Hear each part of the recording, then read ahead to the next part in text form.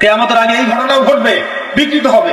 ভূমিধস, ভূমিকম্প, ভূমিধস এবং আকৃতির বিকৃতি, এগুলো আযাব আসবে আল্লাহর পক্ষ থেকে, এই জিনা, এই ব্যভিচার, এই পরকীয়া, নোংরামি, অশ্লীলতার কারণে। ঢাকাবাসীর সামনে বিপদ। আমার আগে কেউ বলেছিল যে ঢাকা হচ্ছে the city of Akhiruzzaman, Dhaka যে শেষ জামানার শহর, এটা কি আমার আগে কারো মুখে শুনেছেন? আচ্ছা, আপনাদের প্রোগ্রাম অ্যাটেন্ড করার জন্য আমি সকালে বের হয়েছি।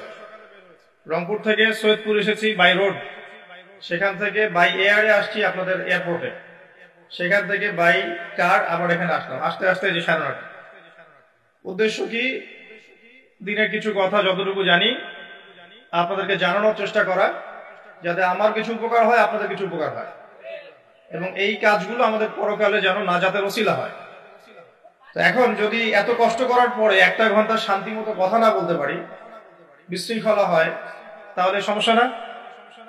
এই যে অ্যারেঞ্জমেন্টটা করতে অনেক অর্থ ব্যয় করতে হয়েছে, শ্রম দিতে হয়েছে, মেধা খরচ করতে হয়েছে, আপনারা এসেছেন আলহামদুলিল্লাহ। এখন শৃঙ্খলার সাথে যদি আমরা একটু 1 ঘন্টা না বসতে পারি, এরকম বিশৃঙ্খলা হয়, তাহলে আমাদের সকলের জন্যই এটা ক্ষতির কারণ হবে।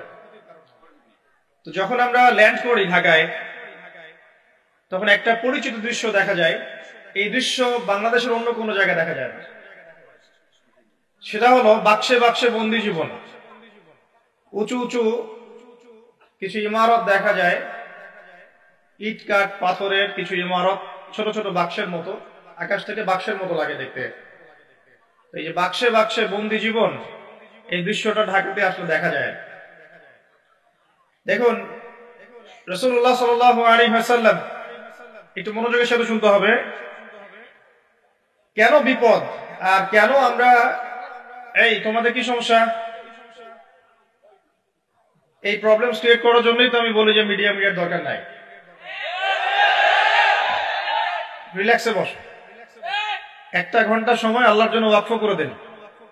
মোবাইল ফোনে এই সময় কল আসতে পারে, ইম্পর্টেন্ট, সাইলেন্ট করে রাখেন। যদি খুব জরুরি কিছু হয় একা একা উঠে চলে যান, অন্যদেরকে বিরক্ত করেন না। যখন আমরা ল্যান্ড করি তখন কি দেখি হাইলি কনস্ট্রাক্টেড বিল্ডিংস। ঢাকায় আমরা দেখি হাইলি কনস্ট্রাক্টেড বিল্ডিংস। আজকে থেকে 200 বছর আগে এমন দৃশ্য কেউ দেখেছে কিনা আমার জানা নাই, তবে একটা হাদিস থেকে আমি আলোচনা শুরু করি, তাহলে বুঝতে পারবেন। নবী সাল্লাল্লাহু আলাইহি ওয়াসাল্লাম মসজিদে বসে আছেন, মসজিদের মধ্যে, নববীর মধ্যে, এবং হাদিসটা তার ইন্তেকালের অল্প কিছুদিন আগের হাদিস। এটা প্রারম্ভিক সময়ের হাদিস নয়, শেষের দিকের হাদিস। কোরআনের যেমন শানে নজুল আছে, হাদিসেরও কিন্তু শানে নজুল আছে, ঠিক আছে? কোরআনের যেমন শানে নজুল আছে, এক একটা আয়াত এক একটা প্রেক্ষাপট এসেছে, নাজিল হয়েছে, ঠিক একইভাবে হাদিসেরও কিন্তু শানে নজুল আছে। নবী সাল্লাল্লাহু আলাইহি ওয়াসাল্লামের জীবনের শেষের দিকের হাদিস এটা। তিনি মসজিদে বসে আছেন, একজন ব্যক্তি মসজিদে প্রবেশ করলেন, শুভ্র সাদা কাপড় পরিহিত, ধবধবে সাদা, অতি উত্তম কাপড়, পরিচ্ছন্ন, প্রবেশ করলেন এবং রাসূল সাল্লাল্লাহু আলাইহি ওয়াসাল্লামের হাঁটুর সাথে হাঁটু লাগিয়ে বসলেন। ঠিক আমরা যেমন আত্তাহিয়াতু পড়ার সময় যেভাবে বসি নামাজে, এভাবে।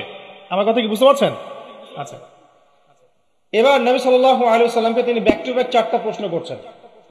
1 নম্বর বলছেন, ইয়া মুহাম্মদ, হে মুহাম্মদ সাল্লাল্লাহু আলাইহি ওয়াসাল্লাম, আখবিরনি আনিল ইসলাম, আমাকে ইসলাম সম্পর্কে বলুন। নবীজি বললেন, ইসলাম হচ্ছে কালিমা, আল্লাহ এক সাক্ষ্য দেয়া, নবী মুহাম্মদ সাল্লাল্লাহু আলাইহি ওয়াসাল্লামকে সর্বশেষ রাসূল সাক্ষ্য দেয়া, সালাত কায়েম করা, যাকাত দেয়া, রমাদান মাসে সওম রাখা এবং সামর্থ্য হলে হজ করা, এই হলো ইসলাম। তিনি বললেন, সাদাকতা, আপনি সত্য বলেছেন। ওমর রাদিয়াল্লাহু আনহু বলছেন, ফাআজিবনা লাহু ইয়াসআলুহু ওয়া ইউসাদ্দিকুহু, আমরা তার প্রশ্ন শুনে অবাক হয়ে গেলাম। সে নিজেই প্রশ্ন করছে, নিজেই আবার সত্যায়ন করছে। যে প্রশ্ন করছে সে তো জানার জন্য প্রশ্ন করছে।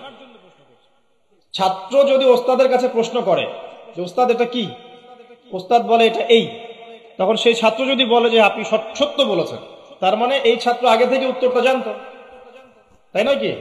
তার মানে এই প্রশ্ন করে আগে থেকেই জানে যে উত্তরটা কি হবে। তো দ্বিতীয় প্রশ্ন করছেন তিনি, বলছেন, আখবিরনি আনিল ঈমান, ঈমান কি, আমাকে ঈমান সম্পর্কে বলুন। নবী সাল্লাল্লাহু আলাইহি ওয়াসাল্লাম বলছেন, ঈমান হচ্ছে 6টা বিষয় বিশ্বাস করা।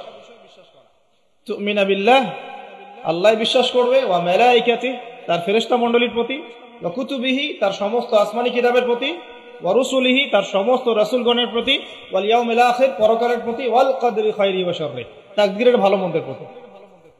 এই 6টা পিলারে বিশ্বাস করলে আপনি মুমিন হলেন। প্রশ্নকারী বলছে সাদাক্তা, আপনি সত্য বলেছেন। আবারও তৃতীয় প্রশ্ন করছেন, আখবিরনি আনিল ইহসান, হে মুহাম্মদ সাল্লাল্লাহু আলাইহি ওয়াসাল্লাম আমাকে ইহসান সম্পর্কে বলুন, ইহসান কি জিনিস? নবী সাল্লাল্লাহু আলাইহি ওয়াসাল্লাম বলেছেন ইহসান হচ্ছে আন তা'বুদাল্লাহা কাআন্নাকা তারাহ, তুমি এমন ভাবে আল্লাহর ইবাদত করবে যেন তুমি আল্লাহকে দেখতে পাচ্ছ। ওয়া ইল্লাম তাকুন তারাহু ফাইন্নাহু ইয়ারাক, যদি তুমি আল্লাহকে দেখতে না পারো জেনে রাখবে আল্লাহ ঠিকই তোমাকে দেখছেন। এই আল্লাহ কনসিয়াসনেসের নাম হচ্ছে ইহসান। কি নাম? ইহসান। ইসলামের ভিত্তি পেলাম 5টা, ঈমানের কয়টা পেলাম? 6টা। আর ইহসানের ব্যাখ্যা কি পেলাম? আল্লাহ কনসিয়াসনেস, মানে আল্লাহকে হাজির নাজির জেনে ইবাদত করা। কেউ যদি আল্লাহকে হাজির নাজির জেনে ইবাদত করে সে কিন্তু পাপ করতে পারবে না, তার নামাজে মনোযোগ কিন্তু ডানে বামে যাবে না ইনশাআল্লাহ। তো তিনি বললেন সত্য বলেছেন আপনি। এবার চতুর্থ প্রশ্ন করছেন তিনি যে আখবিরনি আনিস সাআ, আমাকে কিয়ামত সম্পর্কে বলুন, কিয়ামত কবে হবে? তখন নবী সাল্লাল্লাহু আলাইহি ওয়াসাল্লাম বলেন মাল মাসউলু আনহা বিআ'লামা মিনাস সাইল, এই বিষয়ে প্রশ্নকারীর চেয়ে উত্তরদাতার জ্ঞান বেশি নয়। এই বিষয়ে প্রশ্নকারীর চাইতে উত্তরদাতার জ্ঞান বেশি নয়, মানে কেউই জানে না কিয়ামত এক্স্যাক্টলি কবে হবে। তখন প্রশ্নকারী থেমে যাচ্ছেন না, প্রশ্নকারী আবার প্রশ্ন করছেন 5 নম্বর প্রশ্ন যে ফাখবিরনি আন আমারাতিহা, তাহলে আমাকে কিছু আলামত বলেন কিয়ামতে কিছু আলামত বলেন। নবী সাল্লাল্লাহু আলাইহি ওয়াসাল্লাম অনেক আলামত বলতে পারতেন কিন্তু, এবং তিনি বলেছেন সারা জীবনে তিনি অসংখ্য আলামত বলেছেন। এবং আলামতগুলোকে 2 ভাগে ভাগ করা যায়, এগুলো বড় এবং কিছুগুলো হচ্ছে ছোট। যদিও বা সবগুলোই আলামত, তবে এটা হচ্ছে ফিকহের বিষয়, উসুলের বিষয়ের মধ্যে আমরা নিয়ে আসতে পারি যে বড় ছোট ভাগ করা যাচ্ছে, আলেম ওলামারা ভাগ করছে। যাই হোক, 10টা বড় বড় আলামতের কথা বলা হয়েছে। এই 10টা না আসা পর্যন্ত কিয়ামত হবে না। মসিহুদ দাজ্জালের আগমন, নবী ঈসা ইবনে মারইয়ামের আগমন, ইয়াজুজ আর মাজুজ, দাব্বাতুল আরদ জমিন থেকে প্রাণী বের হবে, ইয়েমেনের আগুন, 3টা বড় বড় ভূমিকম্প, পশ্চিম দিক থেকে সূর্যোদয়, এরকম 10টা আলামত বলা হয়েছে। এগুলো না হওয়া পর্যন্ত কিয়ামত হবে না। এগুলো এখনো হয়নি, এগুলোর কোনোটাই এখনো আসেনি। এগুলো বাদ দিয়ে যেগুলো আলামত সুগরা আমরা বলছি, ছোট ছোট, এগুলোর ম্যাক্সিমাম প্রায় 99% আমরা এখন দেখতে পারি। তবে দেখার জন্য চোখ লাগবে, আর চোখ বলতে শুধু বাইরের চোখকে বোঝাচ্ছি না, হৃদয়ের কলবে কি লাগবে? চোখ লাগবে। আমি আপনার কলবের চোখ দিয়ে আপনাকে শহরটাকে চেনাচ্ছি। আপনার এই হাদিসে নবী সাল্লাল্লাহু আলাইহি ওয়াসাল্লাম অনেকগুলো আলামত না বলে মাত্র 2টো আলামত বলেছেন। কয়টা?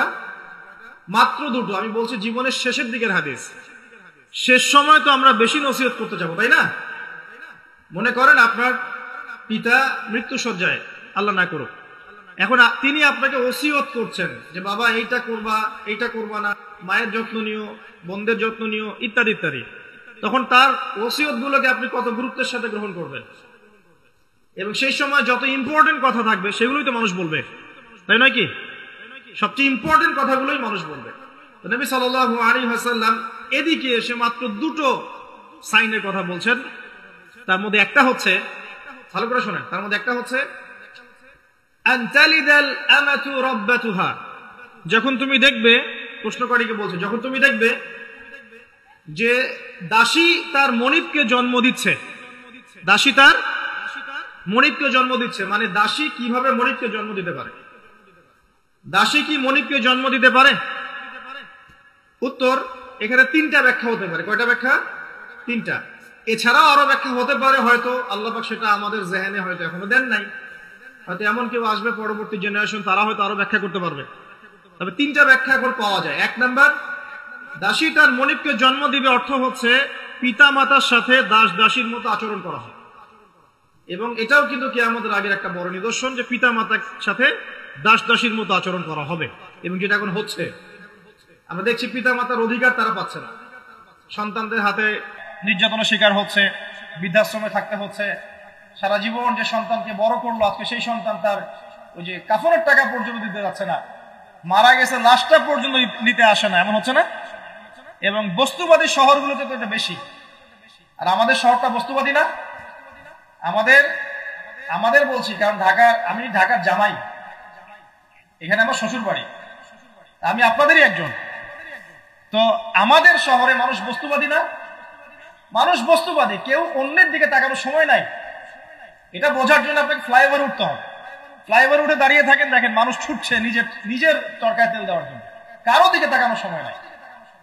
এই সকাল থেকে শুরু হয়, রাত একদম 3টা-4টা পর্যন্ত এটা চলছে, সারাদিন 24/7। উদ্দেশ্য কি? দুনিয়া। অল্প কিছু মানুষের বাইরে আছে যাদের উদ্দেশ্য আখিরাত, বেশিরভাগের উদ্দেশ্য কি?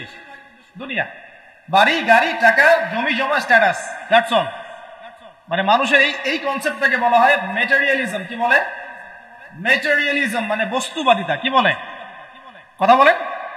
বস্তুবাদিতা। এই বস্তুবাদী সভ্যতা কারা ছিল? ওই যে পশ্চিমারা, ইউরোপিয়ান সিভিলাইজেশন, এরা সবাইকে বস্তুবাদিতা শিখিয়েছে। মুমিনের চিন্তা থাকে পরকাল কেন্দ্রিক, যে কাজে পরকালের স্বার্থ আছে আমি সেই কাজ করব, যেই কাজে পরকালের স্বার্থ নাই আমি করব না। এটা মুমিনের চিন্তা।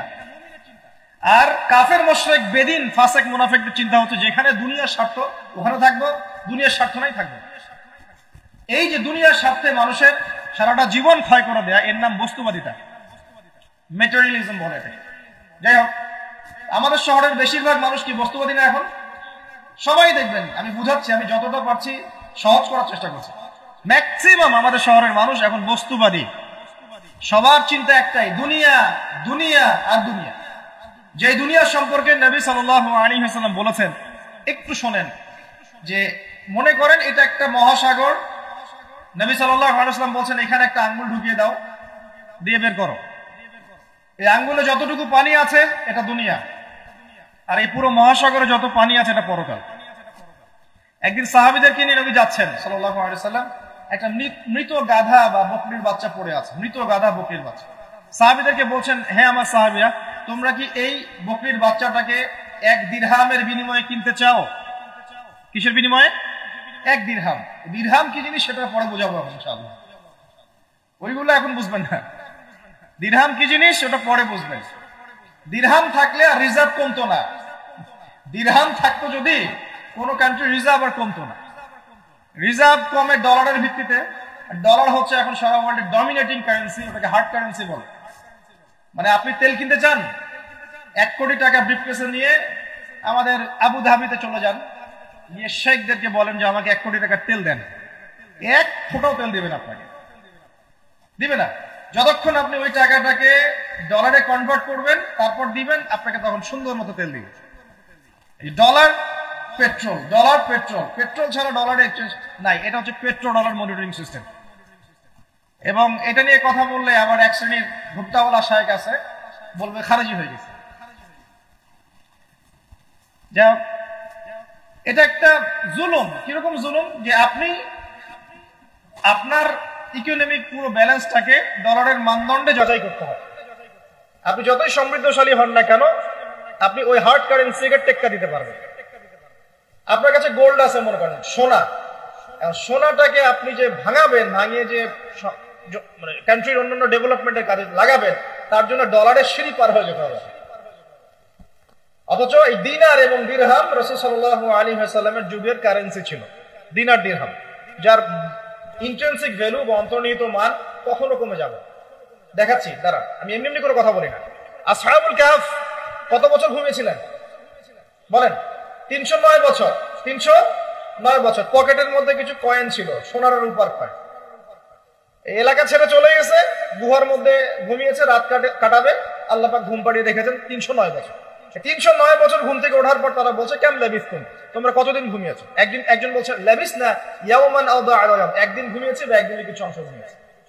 ঠিক আছে, ঘুম থেকে উঠেছে, এখন ক্ষুধার্ত আমরা, যাও এই মুদ্রাগুলো নিয়ে বাজারে যাও, বাজারে গিয়ে দেখো, আই ফালয়ানজুর আইয়ুহা আসকা তুআমা, খেয়াল করে দেখো কোন খাবারটা উত্তম পবিত্র, ওটা নিয়ে আসো। তো 309 বছর একটা মুদ্রা নিয়ে ঘুমানোর পরেও মুদ্রার মান কমে যায়নি। ওই টাকা দিয়ে ঠিকই রুটি কেনা গেছে। কারণ আপনি আপনার কারেন্সি গুলো নিয়ে 309 বছর ঘুমানো লাগবে না, আপনি 10 বছর ঘুমান। 10 লাখ টাকা নিয়ে 10 বছর ঘুমান। 10 লাখ টাকার মান যদি 9 লাখ টাকায় না নেমে আনছে, তাহলে আমি নাম বদলাই ফেলাবো। এখন 1 লাখ, দাঁড়ান, ঠিক বলেন না, দাঁড়ান, বোঝা নাই। এখন এই যে 1 লাখ টাকার মানটা হারালেন আপনি, 1 লাখ টাকার মানটা আপনি হারিয়ে ফেললেন, তো ওই 1 লাখ টাকা আর্ন করার জন্য আপনাকে শ্রম দিতে হয়নি, আপনার মাথার ঘাম পায়ে ফেলতে হয়েছে না, তাহলে আপনার শ্রমটা গেল কোথায়? তাহলে কেউ আপনার শ্রমটা লুটে পুটে খেয়ে ফেলল। যেহেতু আপনার কারেন্সির মানটা ডলার বেস, এই কারণে ওই মনিটরিং সিস্টেম যারা চালায় ওরা আপনার এভাবে করে শ্রমটাকে সিজ করে ফেলে। আর আমি যদি আপনাকে আমার ফার্মে কাজ করিয়ে সারাদিন কাজ করানোর পরে আপনাকে কোনো পারিশ্রমিক না দেই, শ্রমের কোনো মূল্য না দেই, আপনি আমাকে জালেম বলবেন না? বলবেন কিনা? ঠিক এই কারণে আমরা বলছি এই মনিটরিং সিস্টেমটাই জুলুম। আর নবীজি বলছে দিনারের কথা বলছেন, দিরহামের কথা বলছেন। এটা যদি আপনার পকেটে থাকতো 309 বছর কেন 1000 বছর পর উঠলে ওটার মান সেটাই থাকবে, কমতো না। এই হলো ইসলামিক কারেন্সি। এটা নিয়ে কথা বললে আবার এক শ্রেণীর ঘুমটাওয়ালা শায়েখ আছে, কিছু সত্য কথা ওরা হজম করতে পারে না। তখন দেখা যায় যে একটা ফতোয়া দিবে, এ খারেজি হয়ে গেছে, ফাইজলামি পাইছে। কে খারেজি একটু বলে নেই। খারেজি আকীদাটা কি আসলে? খারেজি আকীদা হচ্ছে কোন ব্যক্তি যদি অন্য কোন মুসলমানকে যদি কবিরা গুনাহ করার কারণে কাফের মনে করে। কথা বোঝেন? আপনি সুদ খেয়েছেন বা ঘুষ খেয়েছেন বা জেনা করেছেন, এগুলো কবিরা গুনাহ। এখন আমি যদি বলি যে সুদ ঘুষ জেনা করার কারণে আপনি কাফের হয়ে গেছেন, আপনাকে হত্যা করা জায়েজ, তাহলে আমি খারেজি। বুঝতে পারছেন কথা? কিন্তু আমি কি কখনো এরকম করে কথা বলেছি? এই যে মনিটরিং সিস্টেম নিয়ে কথা বললাম, এর সাথে কবিরা গুনার কি সম্পর্ক আর খাওয়ারিজমের কি সম্পর্ক? আবার কোন কোন ক্ষেত্রে দেখা যায় যে পলিটিক্যাল সমালোচনা করলে খারেজি টাইটেল দিয়ে দিন। ওই যে বললাম আমাদের শেখদের কাছে যান মিডল ইস্টের, দিয়ে আপনি দেন, টাকা দেন, তেল দিবে না, ডলার না দিলে বলবে এই যে এন্টি মিডল ইস্ট কথা বলেছে, অতএব সে খারেজি হয়ে গেছে। আর আমি আপনাকে একটা এক্সাম্পল দিই, শোনেন, বোঝেন কথাগুলো বোঝেন। ইয়াজিদের নাম শুনেছেন? ইয়াজিদ ভালো শাসক ছিল না খারাপ শাসক ছিল? তার আমলে হুসাইন রাদিয়াল্লাহু আনহু শাহাদাতের ঘটনা ঘটেছে, হাররার যুদ্ধ ঘটেছে, সে মদিনা আক্রমণ করেছে, মক্কাও আক্রমণ করেছে, মেসাকার করেছে। বহু সাহাবী তার এই শাসন মেনে নেয় নাই। তার মধ্যে একজন হচ্ছে আব্দুল্লাহ বিন জুবাইর রাদিয়াল্লাহু আনহু, জুবাইর ইবনে আওয়াম রাদিয়াল্লাহু আনহু ছেলে। তার অনুসারী অনেক সাহাবী ছিলেন। আর আমাকে বলেন, ইয়াজিদ যখন মক্কা মদিনা আক্রমণ করছিল বা তার সেনাবাহিনীরা যখন ইমাম হুসাইনকে কারবালার প্রান্তরে শাহাদত দিচ্ছে বা আক্রমণ করছে তার সপরিবারে, এখন যে সাহাবীরা তার বিরুদ্ধে একটু অবস্থান নিয়েছে, সবগুলো সাহাবী কি কাফের হয়ে গেছে, তাগুত হয়ে গেছে আর খারেজি হয়ে গেছিল নাকি? তারা কি ইয়াজিদের অন্যায়ের প্রতিবাদ করার কারণে খারেজি হয়ে গেছিল নাকি? তো পলিটিক্যাল সমালোচনার সাথে খাওয়ারিজমের কোনো সম্পর্ক নাই। কিন্তু এরা এটাকে একটা সুকৌশলে মুসলিম উম্মার যুবকদের মধ্য থেকে সত্য কথা বলার মানসিকতাকে কেড়ে নিয়েছে, সত্যকে উপস্থাপন করার মানসিকতাকে দমিয়ে দেওয়ার জন্য একটা খারেজি ফতোয়া শুরু করে দিয়েছেন, যেখানে সেখানে যা ইচ্ছা বলবেন খারেজি ফতোয়া। সুবহানাল্লাহ। যাই হোক, ওদিকে যাচ্ছি না, আমি মূল জায়গায় আসি। দেখুন, আমরা রাসূলের হাদিস থেকে জানছি দুনিয়ার মূল্য এতটুকু, তুমি কি এই বকরির বাচ্চাটাকে 1 দিরহামের বিনিময়ে কিনবা?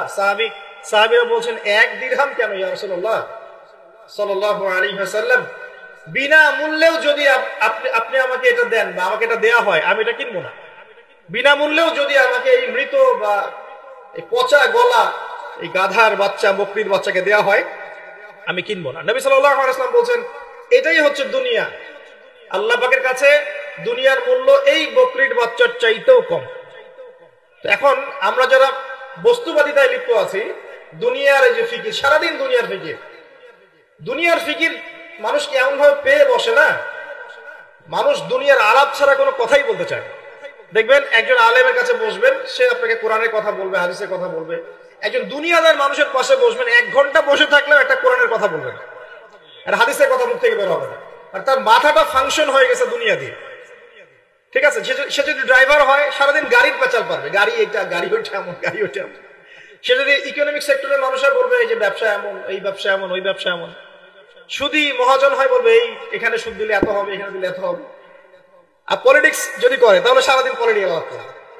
দুনিয়ার সেক্টরে যারা পটু আর কি, দুনিয়ার ফাংশনটা মাথায় এমন ভাবে ইনস্টল করা থাকে যে এটা ছাড়া অন্য কোনো কথা তার মুখ থেকে বের হবে। নবী সাল্লাল্লাহু আলাইহি ওয়াসাল্লাম দুনিয়াকে এত তুচ্ছ করেছেন। এখন আমি আপনাকে বোঝাচ্ছিলাম যে দাসী তার মনিককে জন্ম দিবে, এর অর্থ একটা এই যে পিতামাতার সাথে এখন দাসীর মতো আচরণ করা হবে। সেটা কি হচ্ছে না বলেন? এটা যারা পিতামাতা হয়েছেন, বার্ধক্যে চলে গেছেন, তারা খুব ভালো করে জানেন যে সন্তানের জন্য সারাটা জীবন তারা মাথার ঘাম পায়ে ফেললেন, এই সন্তান তার খোঁজ খবর পর্যন্ত নেয় না। ব্রিটেন, অক্সফোর্ড, হার্ভার্ড থেকে পড়ে আসছে, ঢাকা বিশ্ববিদ্যালয় থেকে বড় বড় ডিগ্রি নিয়ে আসছে, তার বাবা এখন থাকে বৃদ্ধাশ্রমে। জাহাঙ্গীরনগর ইউনিভার্সিটির একজন প্রফেসর, তিনি বৃদ্ধাশ্রমে আছেন। একটা ভিডিও দেখলাম তার, তিনি বলছেন যে আমি আমার পরিবারের জন্য কি না করেছি, আজকে আমি এত বড় প্রফেসর হওয়ার পরে আমার শেষ জীবনটা এখানে কাটছে। মাঝে মাঝে এগুলো দেখলে মনে হয়, মনটা চায় যে আমরাও কিছু বৃদ্ধাশ্রম করি, যাদেরকে আল্লাহ পাক তৌফিক দিয়েছেন আপনারা করবেন। যদিও ইসলামে বৃদ্ধাশ্রমের কোনো জায়গা নাই, মায়ের পায়ের নিচেই সন্তানের বেহেশত, কিন্তু এখন পরিবেশ এত খারাপ যে কিছু কিছু বৃদ্ধাশ্রমের দরকার হয়ে পড়েছে। জাতীয় একটা দৈনিক পত্রিকা দেখলাম, তারা বলছে যে এখন বৃদ্ধাশ্রম সময়ের দাবি হয়ে গেছে, বৃদ্ধাশ্রম এখন সময়ের দাবি হয়ে গেছে। আপনাদের সামর্থ্য থাকলে আপনারা করবেন। শেষ জীবনটা যেন আমাদের এই বার্ধক্যে উপনীত হওয়া মায়েরা এবং বাবারা, তারা যেন আল্লাহর ইবাদত করে কাটাতে পারে এমন একটা পরিবেশ তৈরি করে দিবে। টেনশন ফ্রি ভাবে তারা যেন 3 বেলা খায়, জিকির আজগার করে, তাসবিহ তাহলিল করে, কোরআন তেলাওয়াত করে, শেষ জীবনটা যেন ঈমান ইসলামের উপর থেকে মৃত্যুবরণ করতে পারে, এরকম একটা ব্যবস্থা করে দেন। ইনশাআল্লাহ বহুত নেকি হবে ইনশাআল্লাহ। আল্লাহ পাক আপনাকে বরকত দিবেন ইনশাআল্লাহ। এটা একটা ব্যাখ্যা হতে পারে। সেকেন্ড ব্যাখ্যা হতে পারে এই, দাসী তার মনিবকে জন্ম দিবে অর্থ হচ্ছে এই যে সমাজের ন্যায় অন্যায়, হক বাতিলের মানদণ্ড উল্টে যাবে, কারণ দাসী মনিবকে জন্ম দিতে পারে না। পারে? তার মানে একটা ব্যাখ্যা এটাও হতে পারে, সত্য মিথ্যা হয়ে যাবে, মিথ্যা সত্য হয়ে যাবে কিয়ামতের আগে আগে, হক বাতিল হয়ে যাবে, বাতিল হক হয়ে যাবে।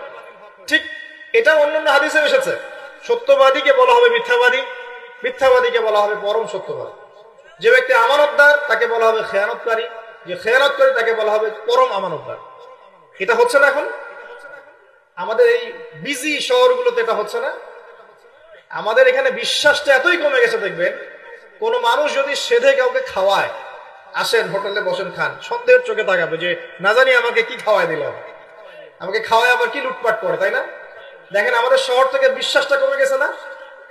একটা বন্ধন টিকে থাকে বিশ্বাসের উপরে। আমি বলি যে একটা সম্পর্ক শুধুমাত্র ভালোবাসার ভিত্তিতে টিকে থাকে না, ভালোবাসার চেয়ে বড় জিনিস হচ্ছে বিশ্বাস। আর সেই বিশ্বাস যখন উঠে যায় তখন পরিবার ভেঙে যায়, স্বামী স্ত্রীর বন্ধন ভেঙে যায়, সামাজিক কাঠামো ভেঙে যায়। আমাদের সমাজ থেকে বিশ্বাসটা উঠে গেছে, দেখবেন কেউ কাউকে বিশ্বাস করতে পারে না। হ্যাঁ, তো এই যে বস্তুবাদিতা আমাদের বিশ্বাসটাকে নষ্ট করে ফেললো।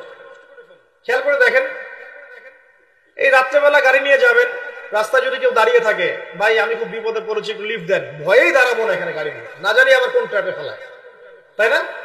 বিশ্বাস প্রতারণার কি যুগ, কেউ কাউকে বিশ্বাস করতে পারছে না, কেউ কাউকে বিশ্বাস করতে পারছে না। স্বামী তার স্ত্রীকে বিশ্বাস করে না। এই শহরে বহু স্বামী আছে এই শহরের, স্ত্রীকে বিশ্বাস করে না, কারণ জানে যে আমি বাইরে গেলে ফোনে অনেকগুলো বেটার সাথে লাইন মারে, স্বামী খুব ভালো করে যায়। এই কারণে দেখা যায় স্বামীও বাইরে আবার কয়েকটা একাধিক ওই যে বলবো উপস্ত্রী, উপপত্নী জোগাড় করে রেখে দিচ্ছে, আছে না? মেয়ে স্ত্রী বাসায়, স্বামী যখন চলে যায় স্ত্রী অন্যের সাথে পরকিয়া করে, আবার স্বামী বাইরে গিয়ে স্ত্রীকে বাদ দিয়ে অন্য মেয়ের সাথে পরকিয়া করে। এই জিনিসটাই শহরে বেশি না কম বলেন? লজ্জা করেন না, সত্যি কথা বলেন, এটা বেশি না কম? বেশি, দিন দিন বাড়ছে। আর যে মিডিয়াগুলো আমরা দেখি এগুলো শিখায় আমাদের, পরকিয়া শিখায় না? পরকিয়া শিখায়। আর এটা যে এত ভয়াবহ মহামারী আকার ধারণ করেছে না, অনেক ক্ষেত্রে দেখা যায় স্বামী অফিসে যাওয়ার সাথে সাথেই বয়ফ্রেন্ড বাসায় হাজির। এই যে বাক্সে বাক্সে বন্দি জীবন বললাম, বাক্সে বাক্সে বন্দি ফ্ল্যাটের ভিতরে তো ঢুকলে আর বোঝা যায় না ভিতরে কি হচ্ছে। কত ফ্ল্যাটে যে জেনা হয় এখন এই শহরে, আল্লাহ ভালো জানে। এই ফ্ল্যাটের প্রত্যেকটা ইঞ্চি ইঞ্চি মাটি আল্লাহর কাছে সাক্ষী দিবে। যেখানে যে মাটিতে বসে অবিবাহিত যুবক যুবতী জেনা যুবতীরা এবং এই স্বামী স্ত্রী জেনা করেছে, এর ইঞ্চি ইঞ্চি মাটি আল্লাহর কাছে কথা বলবে। এর ইঞ্চি ইঞ্চি মাটি আল্লাহর সামনে কথা বলবে। ইযা যুলজিলাতিল আরদু জিলজালাহা ওয়া আখরাজাতিল আরদি আথকালাহা ওয়া ক্বালা লিল ইনসানু মা লাহা ইয়াওমাইযিন তুহাদ্দিসু আখবারাহা। সেদিন তুহাদ্দিসু আখবারাহা, জমিন তার খবর বলবে আল্লাহর কাছে। জমিনের কোথায় কোন পাপ হয়েছে সব বলে দিবে। এই জমিনে এখানে দাঁড়িয়ে জেনা করেছে, ওইখানে দাঁড়িয়ে মদ খেয়েছে, ওইখানে কাউকে খুন করেছে, জমিন বলে দিবে। একটা কথা এখানে মাঝখানে বলে দেই, যারা অবিবাহিত যুবক যুবতী আছো, এই লেকচার তোমরা যারা শুনছো, তোমাদের মধ্যে কেউ যদি জেনা করে থাকো, অবিবাহিতের কথা বলছো, তোমাদের কাঁধের মধ্যে এখন 100 বেত্রাঘাতের শাস্তি ঝুলে আছে। সূরা নূরের 1 থেকে 3 নম্বর আয়াত পড়ে দেখবে, অবিবাহিত যুবক যুবতী যদি জেনা করে তাদের শাস্তি হচ্ছে 100 বেত্রাঘাত, তাও জনসমক্ষে, এবং এক বছরের জন্য নির্বাসন। এই বিধানগুলো যদি পৃথিবীর কোন দেশেও না থাকে, আসমানে আছে। মরার সাথে সাথেই এই বিধান কার্যকর হবে ইনশাআল্লাহ।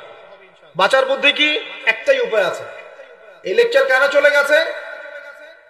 অনতি বিলম্বে ওযু করবে, ওযু করে খালেস ভাবে রাতের শেষ রাতে জায়নামাজ বিছাবে, জায়নামাজ বিছিয়ে আল্লাহর সামনে দাঁড়িয়ে 2 রাকাত নামাজ পড়বে, পড়ে নিজের পাপের কথা স্মরণ করে চোখ দিয়ে দরদর করে পানি ফেলে দিবে, আল্লাহকে সেজদায় গিয়ে বলবে, আল্লাহ আমি জেনা করেছি, আমাকে মাফ করে দাও।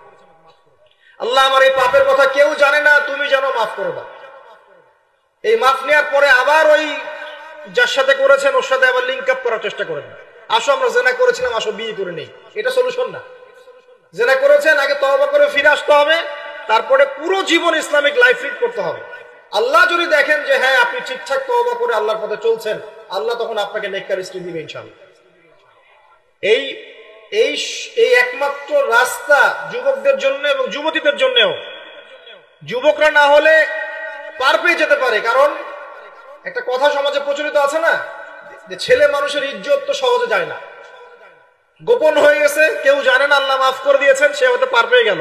কিন্তু এই যে মেয়ে, তুমি যে 8-10টা ছেলের সাথে জেনা করেছো, তোমার ইজ্জতের কি হবে? তোমার যে সতীত্ব তুমি নষ্ট করেছো, তুমি তো বিয়ের পর কোনো ঘরে গেলে সে হাজবেন্ডও বুঝতে পারবে তুমি আর সতী সাধী নও। তখন তোমার কি হবে? তখন তোমার কি হবে? এটা গেল স্বেচ্ছায় জেনা। আর যদি আপনি ধর্ষণ করে থাকেন কাউকে, তাহলে তার হক তাকে ফেরত দিতে হবে। কিভাবে দিবেন সেটা আপনার বিষয়। আল্লাহর কাছে ক্ষমা চান, ইস্তেগফার করেন। জেনার ফলশ্রুতিতে সমাজে মহামারী নেমে আসে।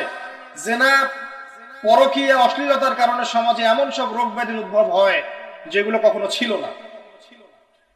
এই শহরটা জেনার শহর, আমাদের এই ঢাকা শহর জেনার শহর।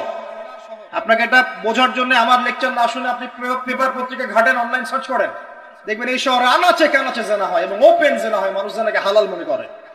এই শহরের যুবক যুবতী যারা একে অপরের সাথে বয়ফ্রেন্ড গার্লফ্রেন্ড কালচারে লিপ্ত আছে, এটাকে তারা হালাল মনে করে, কেউ হারামও মনে করে না।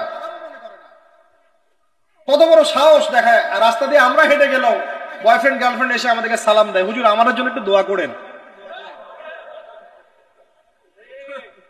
তো প্রত্যেকটা পার্কে পার্কে যাবেন, এই যে আপনাদের রেস্টুরেন্ট গুলোতে যাবেন, দর্শনীয় যে স্পট গুলো সেখানে যাবেন, দেধার সে জেনা হচ্ছে, জেনা আর জেনা।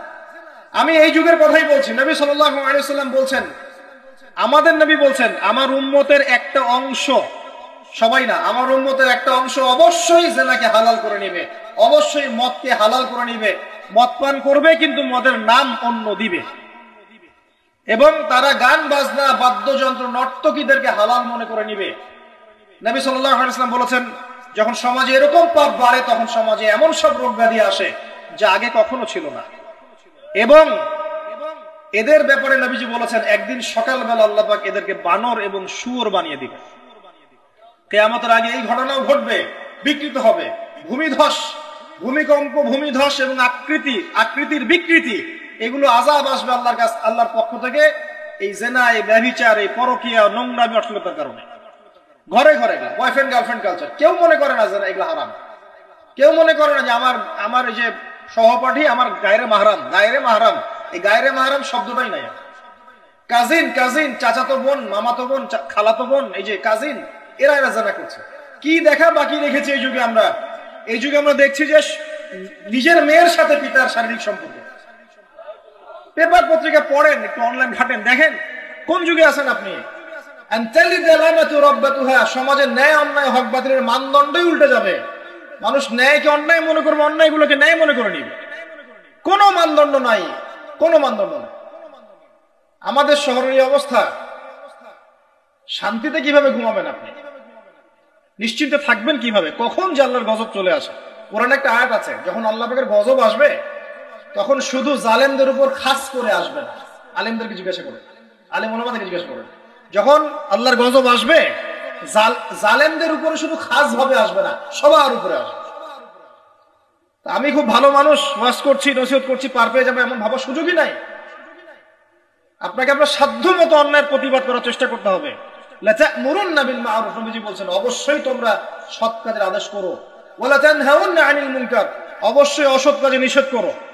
আও লা ইউশিকান্নাল্লাহু আন ইয়াবআসা আলাইকুম ইকাবাম মিন, অন্যথায় আমি আশঙ্কা করি তোমাদের উপর আল্লাহর পক্ষ থেকে বিশাল গজব আসবে। সুম্মা তাদউনাহু, এরপর তোমরা সবাই আল্লাহর কাছে দোয়া করবে, আল্লাহ গজব সরিয়ে দাও, সরিয়ে দাও। লা ইউস্তাজাবু দুআকুম, তোমাদের দোয়া কবুল করা হবে না।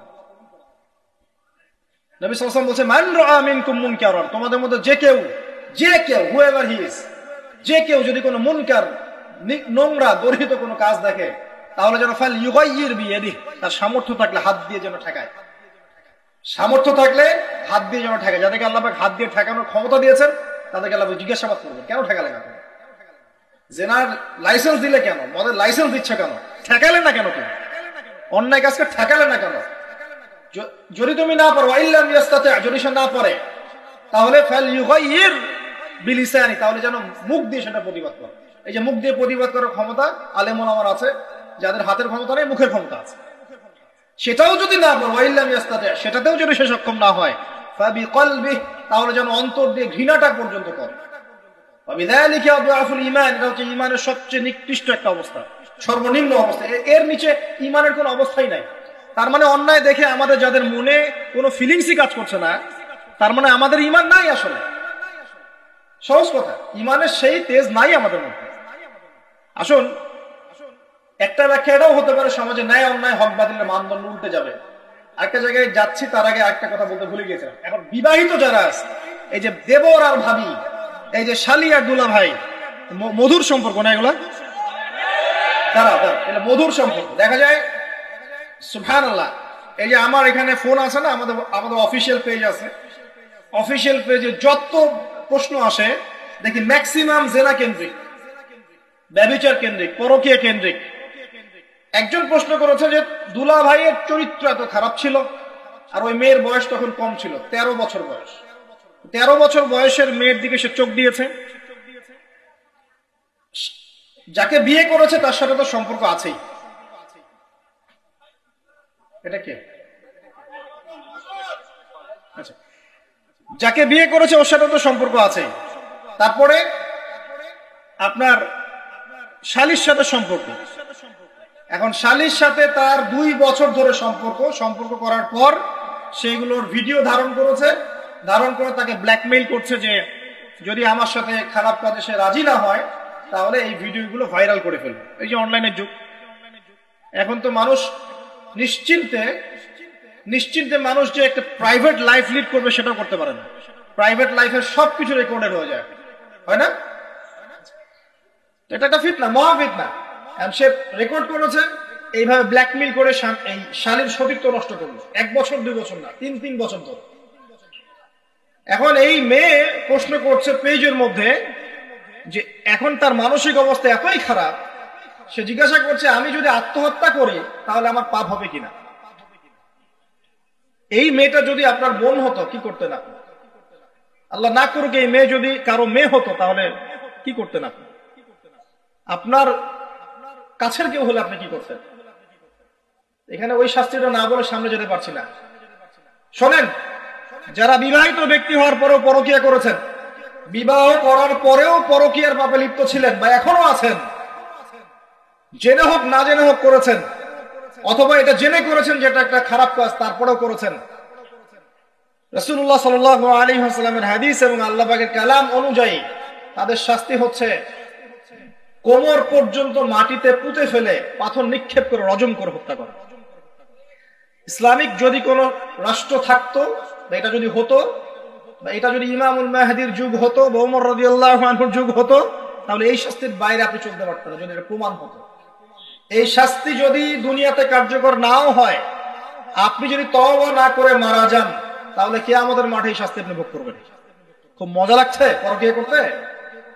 সকালে একটার সাথে, দুপুরে একটার সাথে, আজকে একজনের সাথে রাত কাটান, কালকে আরেকজনের সাথে রাত কাটান, খুব মজা পাচ্ছেন। রাত্রেবেলা মদ খান আর হোটেলে রাত কাটান, সকালবেলা আবার অফিসে যান। আমাদের শহরের এগুলা কালচার কোত্থেকে আসলো? এই শহরকে পবিত্র করবে কে, এবং এই শহরের আসল রূপগুলো স্পষ্ট করবে কারা? খুব মজা পাচ্ছেন এগুলোতে। সুবহানাল্লাহ। একটা বিষয় বুঝাই, ইসলামে কেসাস আছে, কেসাস। মনে করেন আমাকে কেউ হত্যা করেছে, আপনি তাকে হত্যা করতে পারেন। মনে করেন আপনি কাউকে হত্যা করেছেন, ঠিক আমাদের লজের মধ্যে কেউ যদি কাউকে হত্যা করে তাকে ফাঁসি দেওয়া হয় না, এরকমই কেউ যদি কাউকে হত্যা করে, ইসলামের বিধান কেসাস করা, মানে হাতের বদলে হাত, চোখের বদলে চোখ, কানের বদলে কান, নাকের বদলে নাক, জানের বদলে জান, যদি প্রমাণ হয়। কিন্তু এখানেও হত্যাকারীর বাঁচার সুযোগ আছে। কিরকম? মনে করেন আপনি আমার পরিবারের কাউকে হত্যা করেছেন, আল্লাহ না করুক, এখন আপনি এসে আমাকে ক্ষমা চাচ্ছেন যে আমার ভুল হয়ে গেছে, আমি রক্তপণ দিব, আমাকে মাফ করে দেন। এখন আমাদের পরিবারকে আপনাকে বললো ঠিক আছে আপনাকে মাফ করে দিলাম, আপনার কেসাস করার দরকার নেই, আপনি রক্তপণ দিয়ে দেন, তাহলে আপনি বেঁচে থাকার সুযোগ পেলেন। কথা বুঝতে পারছেন?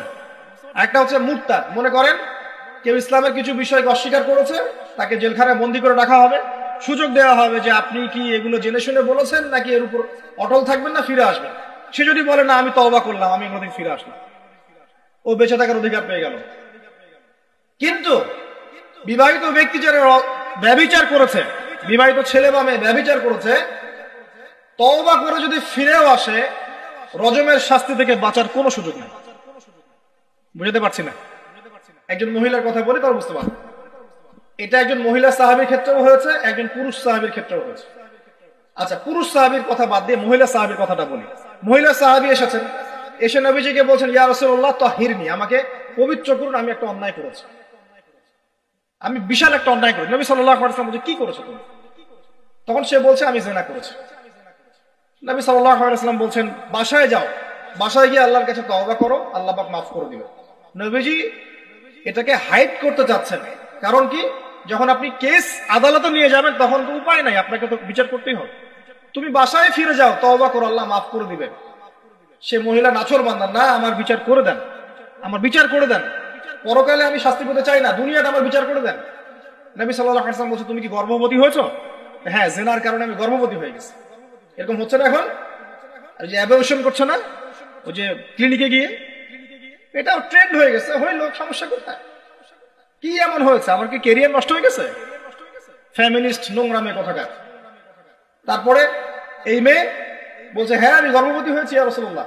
নবী সাল্লাল্লাহু আলাইহি ওয়াসাল্লাম বলছেন বাসায় ফিরে যাও, সন্তান যখন খালাস হবে তারপরে এসে বিচার করে দিল। 9 থেকে 10 মাস সে এই সন্তানকে গর্ভে ধরলো, ধরার পরে সন্তান যখন খালাস হয়ে গেল, সে নবীর কাছে এসে সন্তান কোলে নিয়ে নবজাতক, ইয়া রাসূলুল্লাহ সাল্লাল্লাহু আলাইহি ওয়াসাল্লাম দরুদ পড়বেন, আমাকে পবিত্র করে দিন, আমার সন্তান হয়ে গেছে এখন। নবী সাল্লাল্লাহু আলাইহি ওয়াসাল্লাম বলছেন সন্তান কি দুধ খাচ্ছে? হ্যাঁ দুধ খাচ্ছে। তাহলে তুমি তাকে দুধ পান করাও। কত বছর দুধ পান করাতে হয়? 2 বছর। 2 বছর দুধ পান করাও, দুধ পান করা শেষ হবে তারপরে এসে তোমার বিচার করে দিবে। এবার 2 বছর দুধ পান করানোর পর এই মহিলা এসেছে, সন্তানের হাতে একটা রুটি।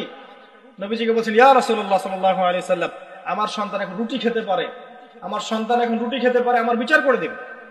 তখন নবী সাল্লাল্লাহু আলাইহি ওয়াসাল্লাম বলছেন সাহাবীরা তোমাদের মধ্যে কেউ কি আছো এই সন্তানের দায়িত্ব নিবে? একজন আনসার সাহাবী বলছেন আমি দায়িত্ব নিব। তখন এই আনসার সাহাবীর কোলে নবী সাল্লাল্লাহু আলাইহি ওয়াসাল্লাম এই বাচ্চাকে তুলে দিলেন। তুলে দেওয়ার পর খালিদ বিন ওয়ালিদ রাদিয়াল্লাহু আনহু অন্যান্য সাহাবীদেরকে বললেন যাও এই মহিলাকে নিয়ে যাও, কোমর পর্যন্ত গেড়ে দিয়ে রজম করে হত্যা করো। এবার এই মহিলাকে নিয়ে যাওয়া হচ্ছে, একটা কথা বানিয়ে বলছি না, এই আপনার আলেম ওলামা যারা আছেন জিজ্ঞাসা করবেন কওমি মাদ্রাসা। এই মহিলাকে নিয়ে যাওয়া হচ্ছে, মহিলাকে পাথর নিক্ষেপ করা হচ্ছে। পাথর নিক্ষেপ করার মধ্যে খালিদ বিন ওয়ালিদ রাদিয়াল্লাহু আনহুর পাথরও ছিল। খালিদ বিন ওয়ালিদ রাদিয়াল্লাহু আনহু নাম শুনেছেন না? বীর সাহাবী, তিনি পাথর নিক্ষেপ করেছেন একটা। এই পাথরের আঘাতে ওই মহিলার কোন একটা জায়গায় লেগেছে, গায়ের লেগে রক্ত বের হয়ে গেছে, রক্তের ছিটাটা তার গায়ের এই যে কাপড় এসে পড়েছে। কাপড় এসে পড়ার সাথে সাথে খালিদ বিন ওয়ালিদ রাদিয়াল্লাহু আনহু বলছেন ছি ছি ছি ছি, আমার গায়ের মধ্যে এরকম নোংরা ব্যভিচারী মহিলার রক্ত পড়লো কিভাবে? এরকম একটা তাচ্ছিল্যের কথা বলেছেন। তখন নবী সাল্লাল্লাহু আলাইহি ওয়াসাল্লাম বলছেন হে খালিদ তুমি থামো, হে খালিদ তুমি চুপ করো, তুমি জানো এই মহিলা এই 2 বছরে 3 বছরে এত তওবা করেছে আল্লাহর কাছে, এই সমস্ত তওবা যদি মদিনাবাসীর মধ্যে বন্টন করে দেওয়া হয় তবুও কম হয়ে যাবে। আর আমি এখন দেখছি এই মহিলা জান্নাতে সাঁতার কাটছে। আমি বুঝাতে পারছি না আপনাকে প্রিয় বোন, প্রিয় ভাই, যারা বিবাহিত হয়ে ব্যভিচার করছেন, জিনা করছেন, তিনি তওবা করেছিলেন, তওবা করেছেন, আল্লাহ পাক মাফও করে দিয়েছেন, জান্নাতে চলে গেছেন, কিন্তু পৃথিবীতে তার শাস্তি কায়েম করা হয়েছে। বিবাহিত ব্যক্তি ব্যভিচার করে ফেললে তার পৃথিবীতে বেঁচে থাকার অধিকার সে হারিয়ে ফেলে। আর এই পাপটাকে আমাদের সমাজে এত সহজ বানিয়ে দেওয়া হয়েছে, যে যার সাথে ইচ্ছা পরকীয়া করতে পারে। মেয়েও করছে, ভাবিও করছে, শালিও করে, দুলাভাইও করে, সবাই আমরা পরকীয়া করতে যাচ্ছি। পরকীয়ার সয়লাভ বন্ধ করতে হবে, পরিবারে পর্দা কায়েম করতে হবে, অপসংস্কৃতি ঠেকিয়ে দেন, এগুলা চ্যানেলগুলো বন্ধ করে ফেলেন বাসা থেকে। ইসলামিক সমাজ কায়েম না করতে পারলে আমাদের মা বোনরা সব নষ্ট হয়ে যাবে দিন দিন। আর পরিবারের ইজ্জত যখন চলে যায়, কোনো কিছুর বিনিময়টাকে ফিরে পাওয়া যাবে না। কেন পরকীয়া করতে গেছেন? আল্লাহ, আপনার যদি এতই চাহিদা থাকে আরেকটা বিয়ে করেন না কেন? বিয়ে করতে সাহস কুলায় না নাকি? বিয়ে করলে যে স্ত্রীকে নিয়ে সূর্যের আলোতে ঘুরতে হয়, ওই জন্য ইঁদুরের মতো রাতের বেলা অন্ধকারে আপনি থাকতে চান, সিংহের মতো সকালবেলা সূর্যের আলোতে স্নান করতে পারেন না। কথা বুঝতে পারেন না? বিয়ে করলে স্ত্রীকে নিয়ে পুরুষের মতো, সুপুরুষের মতো সূর্যের আলোকে আপনি হাঁটবেন রাস্তায়, কাউকে ভয় করবেন? আপনার মতো কোনো ভয় কাজ করবে না। আর এখন আপনি ইঁদুরের মতো রাতের অন্ধকারে রাত কাটান অন্য মেয়ের ঘরে গিয়ে। এই শহরের এই মহামারীগুলো বন্ধ করতে হবে। আমি এই শহরের একজন শুভাকাঙ্ক্ষী বাসিন্দা, আমি এখানকার, আমি আমার চোখ দিয়ে যা দেখছি এটা দেখার পর চুপ থাকতে পারি না। আমরা সব জায়গায় যারা দেখছি, মাদক দ্রব্য দেখছি আর পরকীয়া দেখছি। পর্নোগ্রাফির তো শেষ নাই, প্রত্যেকের ফোনে ফোনে পর্নোগ্রাফি, এভরিবডি। দেখবেন অনেক সময় মাদ্রাসার শিক্ষকের দ্বারা ছাত্র বলাৎকার হচ্ছে, হয়নি? সম্ভব কিভাবে? কারণ ওই শিক্ষক পর্নোগ্রাফির আসক্ত ছিল।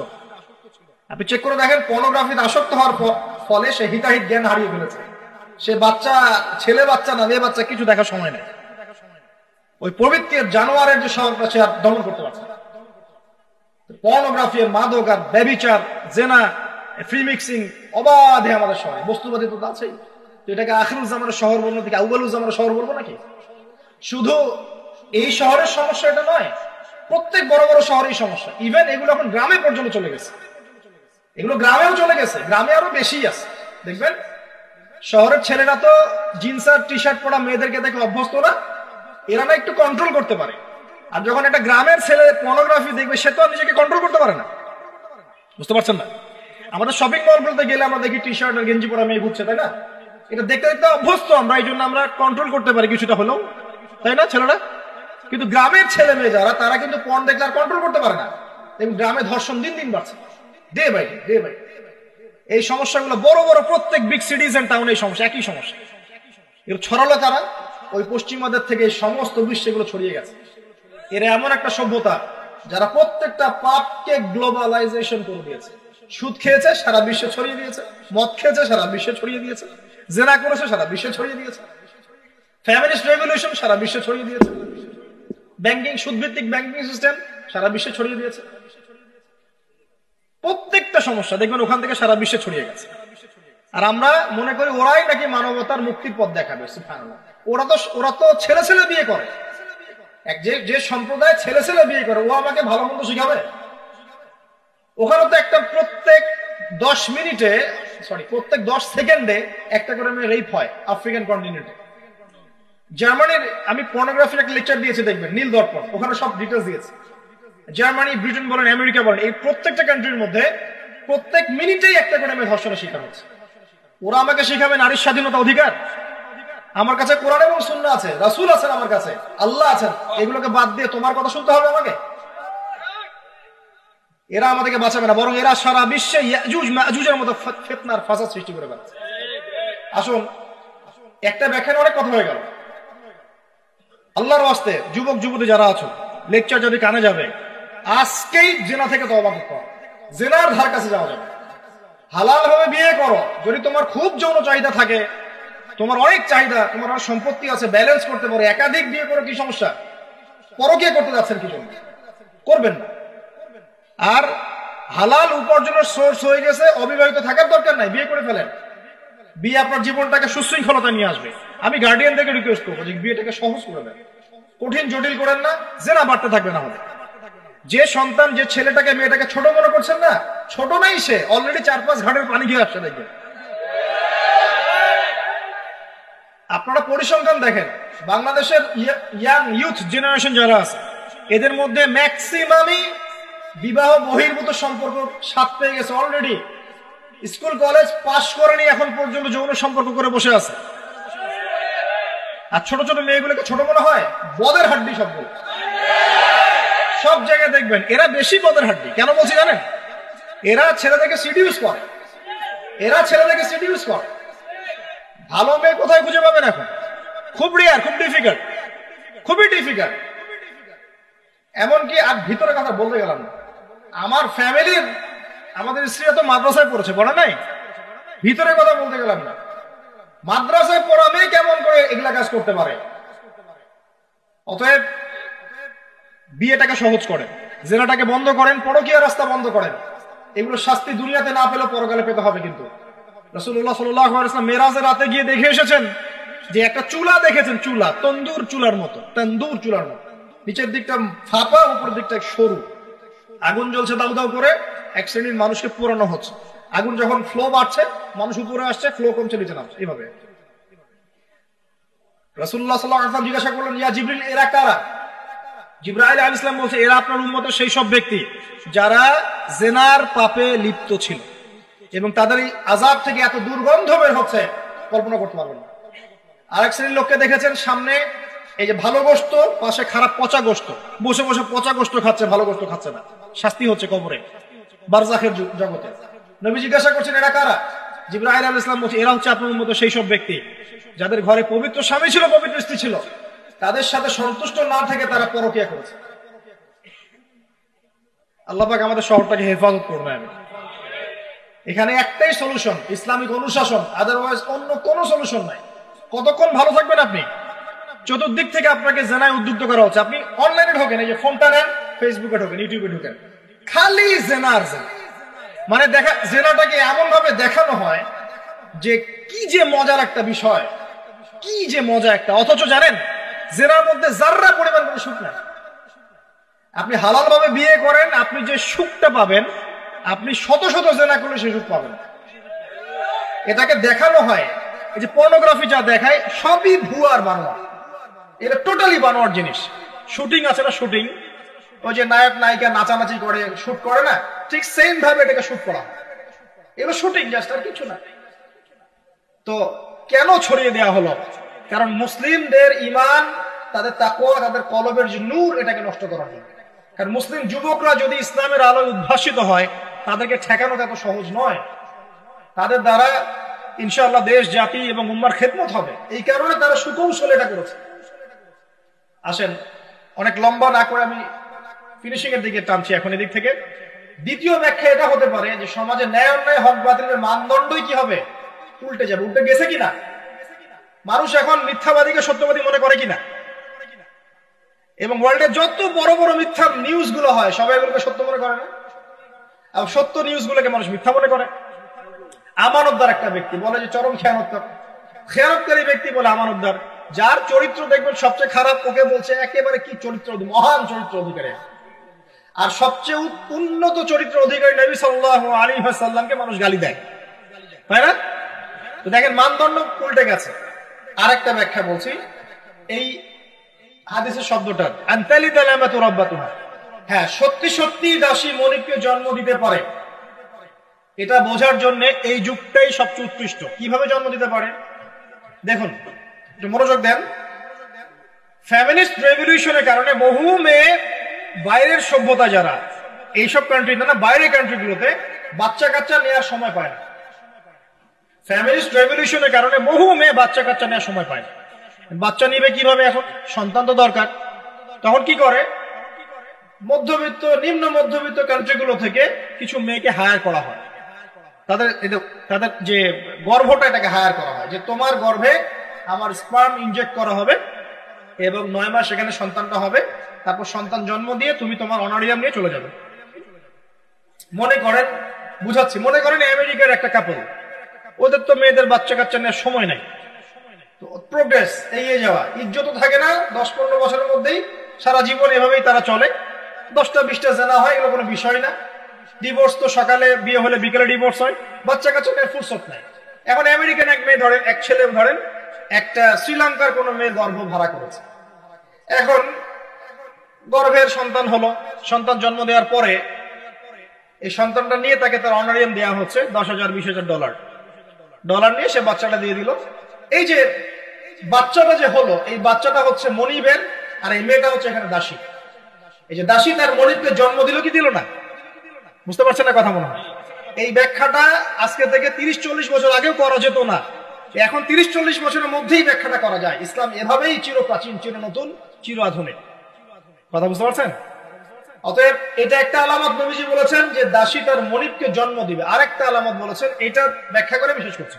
দেখুন কোন হাদিসের কথা বলছি। ওই যে ব্যক্তি আসলো সাদা কাপড় পরে, 4টা প্রশ্ন করলো, তার মধ্যে শেষ প্রশ্ন হচ্ছে কিয়ামত কবে হবে? নবীজি বলছেন আমি তো জানি না, কারণ এক্স্যাক্টলি কোন ডেটা হবে আমরা কেউ জানি না। প্রশ্নকারী উত্তরদাতার জ্ঞান সমান। আলামত বলে দেন, প্রথম আলামত বলেন এটা। সেকেন্ড আলামত কি বলছেন খুব ভালো করে শুনুন। দ্বিতীয় আলামত বলছেন ওয়ান তারাল, যখন তুমি দেখবে ওয়ান তারাল হুফাতাল উরাতাল আলাতা রিয়াশাই ইয়াতাতাওয়ালুনা ফিল বুনিয়ান, এরকম 5টা শব্দ। যখন তুমি দেখবে সমাজের সবচেয়ে নিম্ন শ্রেণীর, বিনা কাপড়ের, বিনা জুতার, মানে কাপড় কেনার টাকা নাই, জুতা পরার টাকা নাই, নগ্ন পদের, নগ্ন দেখে, রিয়াশাই মানে হচ্ছে রাখাল শ্রেণীর মানুষ। এই শ্রেণীর মানুষরা যখন ইয়াতাতাওয়ালুনা ফিল বুনিয়ান, উঁচু উঁচু অট্টালিকা নির্মাণের প্রতিযোগিতা করবে, তখন তুমি কিয়ামতের অপেক্ষা করতে থাকো। জীবনের শেষের দিকের হাদিসে মাত্র 2টো আলামত, তার মধ্যে ওই একটা ব্যাখ্যা করলাম, আর এই যে একটা। আর আপনি বলেন বিগত 200 বছর আগের বিশ্বের দিকে তাকিয়ে দেখবেন বড় বড় শহরগুলোতে উঁচু উঁচু বিল্ডিং নির্মাণের প্রতিযোগিতা ছিল কিনা? ছিল কিনা? এই ব্রিটিশ পিরিয়ডেও কি ছিল কিনা? পাকিস্তান পিরিয়ডেও ছিল কিনা? লাস্ট 50-100 বছর আপনি দেখবেন যে উঁচু উঁচু বিল্ডিং নির্মাণের একটা প্রতিযোগিতা চলছে, কে কার চেয়ে উঁচু করতে পারে। ঠিক এই যুগের কথাই নবীজি বলেছেন, এই যুগ যখন চোখের সামনে দেখতে পারবে ফ্যান্টাসির সা, কিয়ামতের অপেক্ষা করো। যখন আমরা উপর থেকে ল্যান্ড করি শহরে, আমরা দেখি যে ইয়াতাতাওয়ালুনা ফিল বুনিয়ান, এই উঁচু উঁচু অট্টালিকা নির্মাণের প্রতিযোগিতা চলছে বাক্সে বাক্সে বন্দি জীবনে। তো কিভাবে সম্ভব? প্রশ্ন এখন একটা আপনার কাছে আমার, কিভাবে সম্ভব সমাজের সবচেয়ে নিম্ন শ্রেণীর মানুষ, রাখাল শ্রেণীর মানুষ, গায়ে কাপড় নাই, স্যান্ডেল নাই, কিভাবে পড়বে সে? উত্তর দেন না, কিভাবে সম্ভব? উত্তর 2টো। এক, সুদের মধ্য দিয়ে সম্ভব। সুদের মধ্য দিয়ে সম্ভব সবচেয়ে দরিদ্র মানুষের বিল্ডিং নির্মাণের প্রতিযোগিতা সম্ভব। সেকেন্ডটা হচ্ছে অন্যের সম্পদ আত্মসাৎ এবং করাপশন, এর মধ্য দিয়ে সম্ভব এটা করা। এবং এই জিনিসগুলোও শেষ জামানার আলামত। শেষ জামানার সুদ র্যাপিডলি বাড়তে থাকবে। একটা ব্যক্তি খুঁজে পাওয়া যাবে না মনে হয় যার গায়ে সুদের ছিটা ফোটা গিয়ে লাগবে না। এই যে আমি বসে আছি, মনে করছেন আমি সুদ খাই না, বা আপনি খাচ্ছেন না? আপনি না খেলেও, প্রত্যক্ষ ভাবে না খেলেও পরোক্ষ ভাবে ঠিকই খাচ্ছেন। না খেলেও আপনার গায়ে সুদের ছিটা ফোটা গিয়ে লাগছেই। এমন কোন কান্ট্রি পৃথিবীতে নাই যেটা টোটালি সুদ মুক্ত হতে পারবে এখন। IMF এর আন্ডারে আর ওয়ার্ল্ড ব্যাংকের আন্ডারে কোনো কান্ট্রি পারবে। আপনি যাই নিতে যান চড়া সুদের লোন দিতে হবে, আর এই লোন আমাদের পকেট থেকে শোধ করতে হবে। অতএব প্রত্যক্ষ ভাবে না খেলেও পরোক্ষ ভাবে আপনি খাচ্ছেন। অবিশ্বাস প্রতারণার এই যুগ থেকে বের হতে হবে, ব্যভিচারের যুগ থেকে বের হতে হবে। আমাদের পারিবারিক মূল্যবোধ গুলো ঠিক করতে হবে। সবাইকে কোরআন সুন্নাহর জ্ঞানে জ্ঞানী হওয়ার চেষ্টা করতে হবে। বস্তুবাদিতা, দুনিয়ার মোহ থেকে আগে বের হতে হবে। দুনিয়ার মোহ থেকে বের হতে হবে। দুনিয়ার মোহটা থেকে বের হলেই সব ঠিক হয়ে যাবে ইনশাআল্লাহ। কবর, পরকাল, আখেরাত এগুলো চিন্তা ফিকির সবসময় থাকলেই বের হতে পারবেন ইনশাআল্লাহ। শিয়ানা ধার্মিক হওয়ার দরকার নাই। ধর্ম খুব ভালো বুঝি, দুনিয়াটা আগে বুঝি, ধর্ম পরে বুঝি, প্রয়োজন নাই। এটা শিয়ানা ধার্মিক। আগে দুনিয়ার স্বার্থ ঠিক বুঝবে, তারপর পরকাল। নো, আগে পরকাল বুঝবো, তারপর দুনিয়া। যে কাজে পরকালীন স্বার্থ নাই আমি নাই, যে কাজে পরকালীন স্বার্থ আছে আমরা আছি ইনশাআল্লাহ। প্রত্যেক মুসলিম যুবক যুবতী, তরুণ তরুণী এবং আমাদের শ্রদ্ধেয় বড়রা যারা আছেন সকলের প্রতি একটা আমার প্রাণ ভরা একটা নসিহত, যে আমাদের সবাইকে আগে জ্ঞান অর্জন করতে হবে, চর্চা বাড়াতে হবে, পাশাপাশি আধ্যাত্মিকত্ব অর্জন করতে হবে। ইহসান দরকার, ইমানের আলো দরকার, ইসলামের পরিপূর্ণতা দরকার, আংশিক না, পরিপূর্ণ ইসলাম দরকার। উদখুলু ফিস-সিলমি কাফা, পরিপূর্ণ রূপ। নৈতিকতার অবক্ষয় হয়েছে, এটাকে ঠিক করতে হবে। আমাদের যুবক সমাজকে মাদকের মহামারী থেকে বের করতে হবে।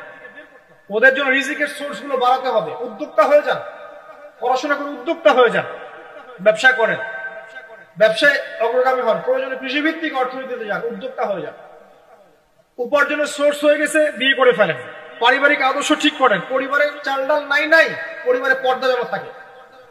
পরিবারে চাল ডাল নাই, পরিবারে পর্দা থাকতে হবে।